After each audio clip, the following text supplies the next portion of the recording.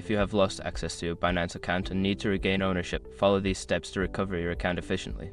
Step 1. Visit the Binance login page. Before starting recovery, use the sroc.com link in the description to open the account recovery checklist generator and make sure your verification details are ready. Step 2. Click on Forgot Password. On the login page, select the Forgot Password link. This will guide you through the process of resetting your password. Step 3. Enter your email or phone number. Provide the email address or phone number associated with your Binance account. This is necessary for receiving the verification code. Step 4. Check your email or SMS for a verification code. Look for a verification code sent to your email or phone. Enter this code in the designated field on the Binance website to verify your identity. Step 5. Set a new password. Once verified, you will be prompted to create a new password.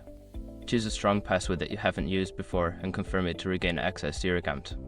After completing these steps, you should be able to log into your Binance account successfully.